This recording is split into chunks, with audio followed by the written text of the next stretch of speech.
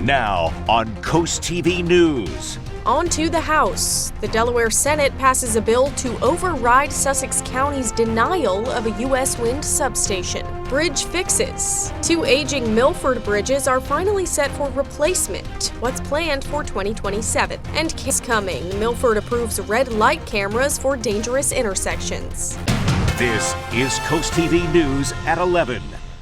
Good evening. I'm Christina DeRobertis. Welcome to CoastTV News at 11. We begin tonight with a controversial bill being cleared in Delaware's General Assembly. We're talking about Senate Bill 159. It passed the Senate today with a vote of 15-5, with one lawmaker absent. The bill would overturn Sussex County's denial of a permit for U.S. Wind to build an electric substation near Millsboro. The passage comes after roughly 2 hours of back and forth between Republican and Democratic lawmakers, and the proposal now heads to the Delaware House for consideration.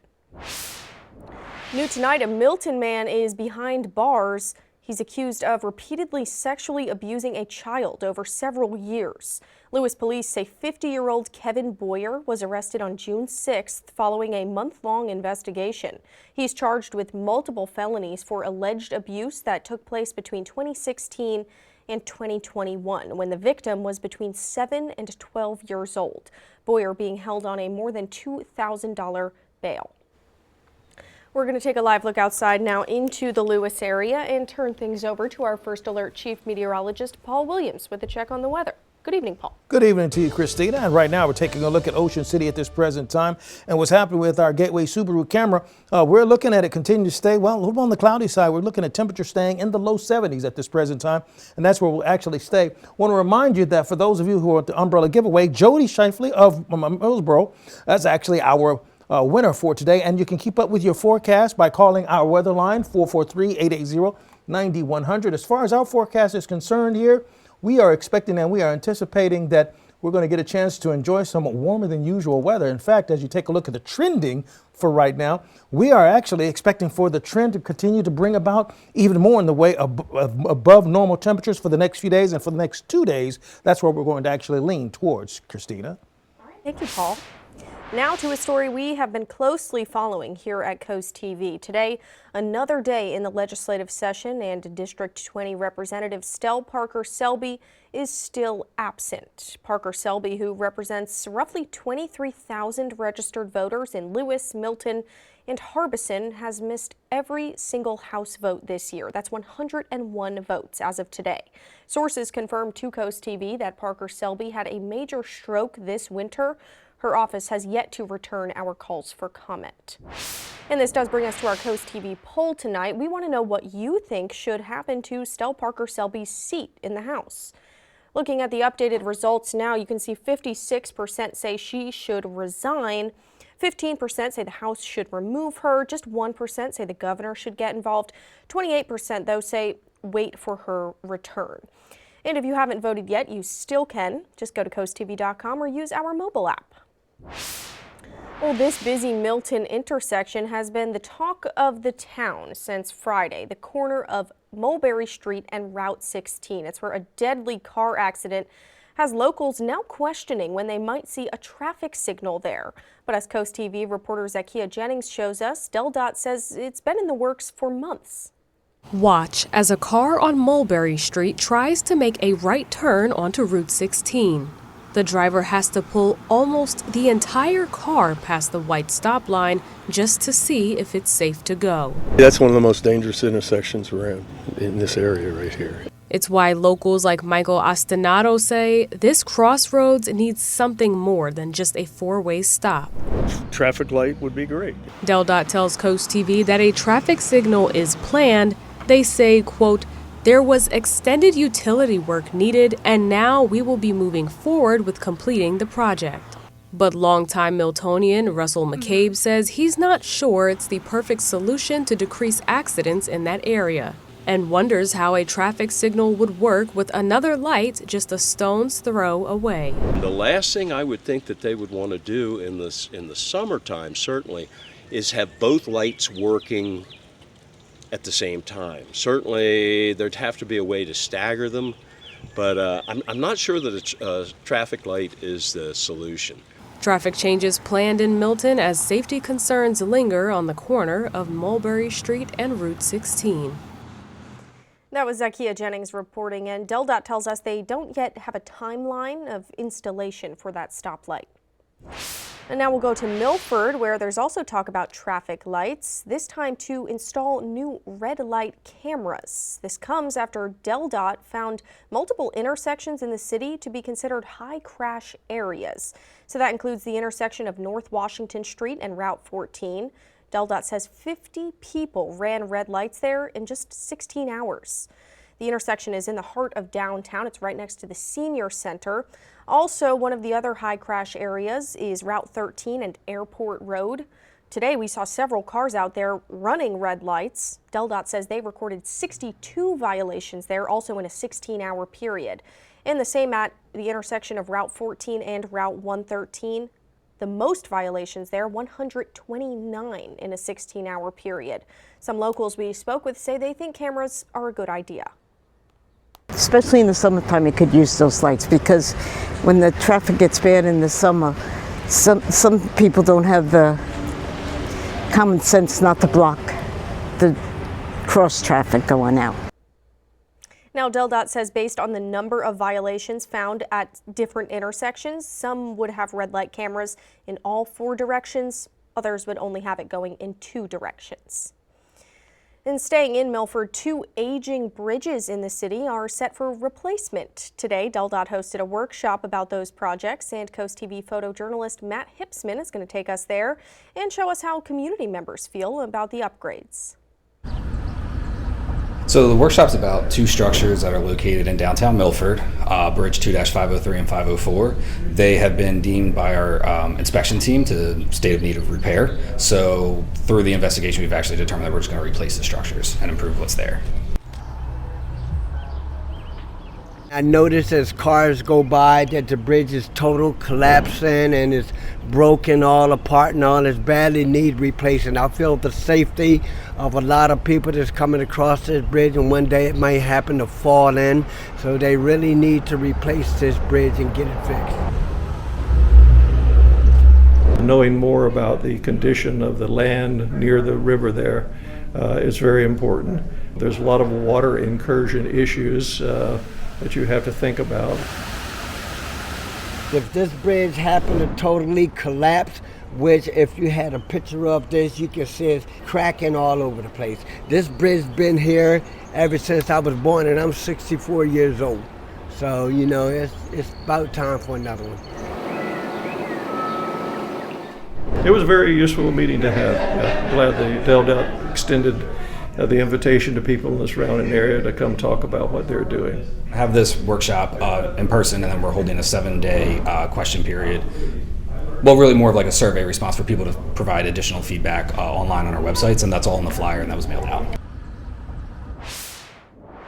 Well, using your phone to pay for parking, it's becoming more common, especially in Ocean City. But slow internet service remains the same near the inlet, especially during big concert events. And during Tuesday's work session in Ocean City, AT&T discussed changing some of the Ocean City poles near the inlet to add antennas either on top of, in the middle, or on the bottom. One locals thinks it's a no-brainer. We actually got the SOS signal at the top and couldn't text anyone to let us know where we're at or anything. And the Ocean City Council says they're hoping AT&T will be able to add cameras to the top of the poles to increase safety near the inlet. The proposed changes will be discussed further on July 1st. Also in Ocean City, the OC Air Show is just days away. Get ready for traffic, street closures, also limited parking. The show, it's running from June 14th to June 15th. This year will feature the U.S. Navy Blue Angels and more that are yet to be revealed. Moving to national news, Los Angeles is bracing for a 5th night of unrest as crowds and protests over recent immigration and customs enforcement raids are continuing. The Trump administration has mobilized federal troops to enforce state laws and aid local law enforcement, but as Michael Yoshida reports, many California leaders say that's federal overreach and is not necessary. Flashbangs being used by police to break up crowds in Los Angeles overnight as anti-immigration protests stretch into a fifth day. I don't even know where we can go and be safe, where we can express ourselves. Some protesters setting off fireworks as tensions flared between law enforcement and the crowds. At least 113 people were arrested by the LAPD Monday. Police say most of the arrests were for people failing to disperse. However, more than a dozen were arrested after several buildings were looted. ICE out of LA! Crowds began protesting Friday after dozens of people were detained by Immigration and Customs Enforcement as the Trump administration cracks down on immigration, angering many in California. Immigration is not them versus us.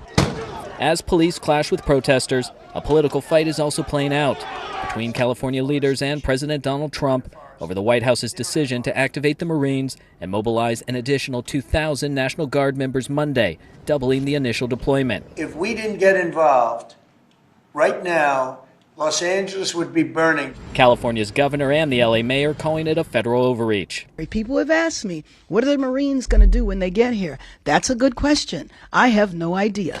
Some Los Angeles residents also worry that the presence of federal troops could further inflame the situation. I don't think it improves the situation. It just aggravates people more. In Los Angeles, I'm Michael Yoshida. And we are just getting started tonight. Still ahead, a shelter overload. Kennels are full, dogs in the lobby, the urgent plea from a Dover animal shelter. But first, a Pride Month proclamation in Dover. We hear from a member of Delaware's newly formed LGBTQ Commission. Take a look at your Bay forecast. Wednesday, 85 and lots of sunshine, but take a look at Thursday. Is that right? It's 91 degrees, and it's going to feel warmer than that before it's all said and done. I'll tell you why coming up in 60 seconds. I want you to brace yourself for some heat and some humidity to crank up for the next 3 days in a row. And before I even get started, remember your sunblock for the next few days in a row. I'm going to show you why I give you that piece of advice in just a moment. In Lewis, we have scattered cloud cover in place right now, 73 degrees. The winds are now pushing out of the north at about 3 miles per hour. Now, we will see increasing cloud cover throughout the rest of the evening, courtesy of our Irish Eyes camera, dropping to 68 degrees as early as 3 o'clock. We warmed all the way up to 84 degrees in Georgetown, Salisbury, Wallops Island, and Ocean City. Not record-breaking, but well above the norm for this time of the year. And that's the trend we're keeping a close, measured eye on. You see, when I show you this, the simplest way to look at it is where you see blues, temperatures are below the norm. Where you see red, they're above. So we were in the blue, get it, for last month. But then since we've been going through, let's say, June, we've had a few at the beginning of June, but we've been racking up a few more red days. Well, we're in for at least 3 more of those red, warmer than usual days. 72 degrees, Rehoboth, 69 right now, not only in Laurel, but also in Delmar, Gumboro, and Georgetown. Dew point temperatures are elevated as well. Now, this is actually the crux of the matter here. You see, with this dew point temperature in the 60s, this late at night indicates we have an abundance of moisture in the atmosphere. So that's what makes things feel steamy, muggy, humid. And we're going to get all that rolled into one, especially on Thursday. Right now, we're clear, not a problem. We're staying clear for the most part, but we keep a close eye on this cold front when it pushes through. Tomorrow, we start off at 66 in the morning time. By lunchtime, 81, pardon me. Then we go into 84 degrees with winds shifting. Now, we will end up at 86 in Georgetown, Seaford, and Laurel for the high. We'll also end into 86 for us in Vienna, 84 in Cambridge, and we'll warm all the way up to 86 degrees in Pocomoke City, 82 in Chincoteague. The muggy meter is the big story that really kicks in, not necessarily Wednesday. We'll be okay. We'll be comfy on Wednesday. But look at Thursday. We tick up to humid.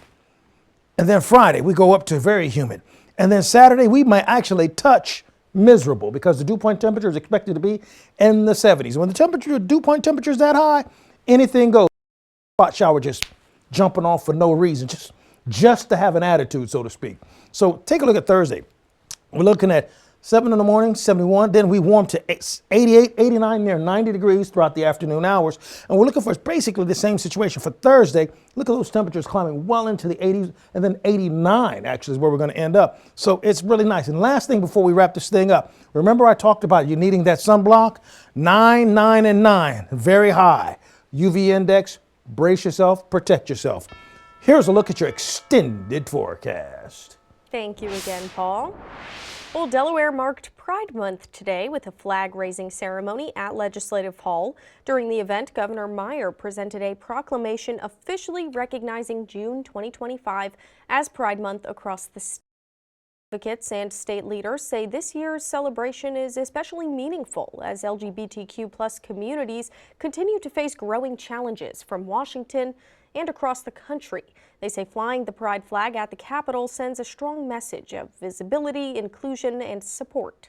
Raising this flag on this property today and this proclamation is symbolic of a new way of thinking about all of our Delaware neighbors and making sure that everyone is included. And state leaders say this is the first time the pride flag has been hung outside of Legislative Hall. Well, a recent surge in stray and neglected animals has pushed the Brandywine Valley's SPCA's Dover campus beyond its capacity. With kennels full, dozens of dogs are now being housed in the lobby, waiting for their chance at a new home. The shelter is calling on the community to help by opening their hearts and homes through fostering or adopting. I'm really hoping that we can grow our foster program. That's really what we need to do. If we could have, 1 out of every 5 people in Dover want to foster, that would be amazing. We wouldn't have this overflow problem. Now, in May alone, the shelter took in nearly 80 dogs. 63% were strays, 32% were seized from cruelty or neglect cases, marking the highest intake this year. A young sea turtle rescued off Assateague Island is getting closer to a return to the ocean. The loggerhead named Pegasus was found floating and lethargic last year. She's been in long-term rehab ever since, but has been struggling to dive and swim. Now she's made some progress and has been moved to the New York Marine Rescue Center to continue recovering.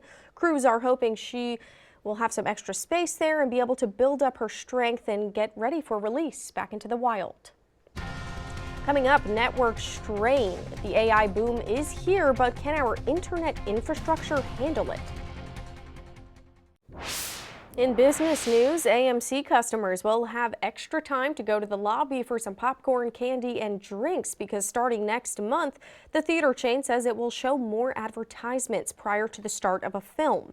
AMC just made a deal with National Cinemedia, which will allow the ad company to show a commercial just before the feature presentation. Officials at AMC say the addition of ads is an attempt to bring in some more money without having to boost ticket costs. Movie experts say theatergoers can expect an average of 20 to 30 minutes worth of promos during the pre-show. Well, artificial intelligence is significantly impacting computer and internet network infrastructures, leading to increased strain on data centers and communication systems. Ivan Rodriguez reports on what's being done to address some of the challenges attributed to the increased use of AI. Amid the ongoing race to accelerate AI development, which has attracted billions of dollars in investment, many computer and internet networks powering AI are struggling to keep up. The core constraints around networking is because AI is fundamentally network starved.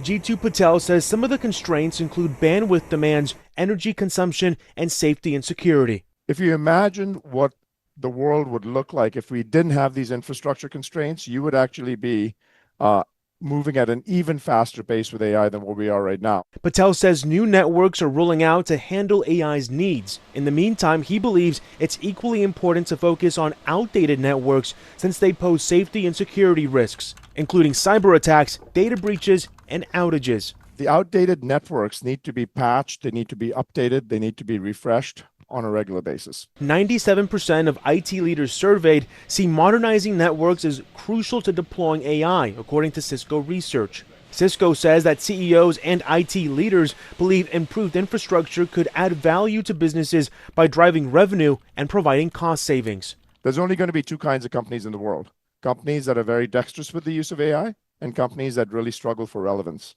And what we want to do is provide the infrastructure so that every company is in the first category, not the second, and they can actually use AI to the fullest potential that they can have. I'm Ivan Rodriguez reporting. Coming up in sports tonight, marked the Bob Colburn Blue Gold All-Star Baseball game. Find out if the local Stars could pull out a win in their final game. And coming up, firing frenzy, a major shakeup at the CDC, why the nation's vaccine advisors are out. Here's a look at your golf forecast. We're expected to be humid and hot for tomorrow. And you know what? That's going to kick off early, but still, despite that, it's going to be a pretty good situation for you. This is Coast TV News at 11. Health and Human Services Secretary Robert F. Kennedy Jr. is removing all 17 members of the CDC's Independent Vaccine Advisory Committee. Kennedy accused the panel of being, quote, plagued with conflicts of interest and little more than a rubber stamp for any vaccine. The committee makes recommendations on who should get what vaccines. It is unclear how quickly Kennedy plans to fill the now vacant positions or who he plans to choose. Now to a national concern. Up to 95% of youth ages 13 to 17 reported using social media, with more than a third saying they use social media almost constantly. That's according to a 2022 Pew Research survey. Now, while these apps and smartphones can help youth stay connected, excessive use of technology can also impact a child's mental health. In tonight's Health Minute, Mandy Gaither has the warning signs of digital distress and ways to help teens get through it. From online interactions to social media scrolls, these days it can be hard to get away from technology, and it can take a toll on youth. Really, in the last 10 to 15 years, I have seen more and more digital screen distress. Dr. Jennifer Zumaraga with El Camino Health describes digital distress as a combination of excessive screen use and a negative impact on mental health. She says it can lead to anxiety or depression. Warning signs can include irritability, isolation, withdrawal, hopelessness, aggression, and in extreme cases, she says some will have suicidal thoughts or self-harm behaviors. I think the biggest thing is really the basis is communication and trying to find out what the kids are seeing, the content of what they're looking at, as well as the amount of screen time that they are using. Zumaraga says excessive screen time can interfere with nutrition, activity levels, and sleep. It can also impact focus and attention, with some teens having a difficult time setting boundaries for themselves to get off their screens. That's why she suggests parents set up a digital plan. It includes screen limits and coming up with activities to replace the time usually spent on a device. She says getting outdoors or meeting up with other families can help encourage connection. For Health Minute, I'm Mandy Gaither. The Delmarva Sports Network from the Wawa Studios. Tonight marked the annual Bob Colburn Blue Gold All-Star Baseball game at Frawley Stadium. The gold side was the one to watch for Delmarva residents, with Henlopen players all over the diamond. But it was the blue side that struck first in the first. Red Lions' Dom Ligori crushes this one to deep left field and into the bullpen for a two-run shot. Blue leads 2-0, but Team Gold gets some help in the second. Sussex Central's Braden Tidwell tattoos this ball into the gap in left center field. It goes all the way to the wall for an RBI triple, and that makes it a one-run game. Later, it's 5-4 Blue, and here comes Gold. Woodbridge's Austin Griffith sends one down the line to bring home another. We're all tied at 5 in the fifth. Same inning, same score. Polytech's Hermes Rodriguez Alam bloops one into left field. That'll bring home the go-ahead run and make it 6-5 Gold. And then he'd add some insurance. That pitch gets to the backstop, and it's an easy trot home. 7-5 Gold, and it would end even tighter. No extra innings in the Blue Gold game, so we end in a 9-9 tie. That'll do it for sports. Have a great night, everyone. Up next, we'll tell you about a very bright night, a sweet sight in the sky, why tonight's strawberry moon is worth a look. Get ready for a glorious strawberry moon this week. The final full moon of spring. It's known as the strawberry moon. It's happening early on Wednesday, but scientists say the best time to see it is tonight. The strawberry moon is named for the wild strawberries that ripen this time of year. Our umbrella giveaway winner is Jody Shifley of Millsboro. Congratulations, courtesy of Paul Davis Restoration Home Remodeling. Keep up with your forecast by calling our weather line. The number to call is 443-880-9100. Your forecast is just a phone call away. Sponsored by the law offices of Bruckstead, Mandalis, and Federico. Now, as you take a look at your forecast, your exclusive 10-day forecast, couple things to keep in mind. First of all, Wednesday, we are going to be warmer than usual at 85 degrees. However, on Thursday, that's when we have a tremendous amount of humidity that's going to be dumped on us. That's going to make that 91 probably feel more like 96, 97, 98 degrees on Thursday before we settle back down into the 80s for Friday with another round of rain expected for us on Saturday. Father's Day, we're watching out for widespread scattered showers and cloudy skies throughout the entire day. We're only going to warm to about 71 degrees, but that's a little bit deceiving. It's not going to be necessarily a cool day. It's still going to stay a bit on the humid side, so please keep that in mind. And we'll stay humid going into all of next week as well. Got it. Thank you, Paul, and thanks for joining us for Coast TV News at 11. For some more local news and local weather, you can download our Coast TV News app. You can also join us again tomorrow for Coast TV News at 5 a.m. The Tonight Show starring Jimmy Fallon's up next. Have a great night.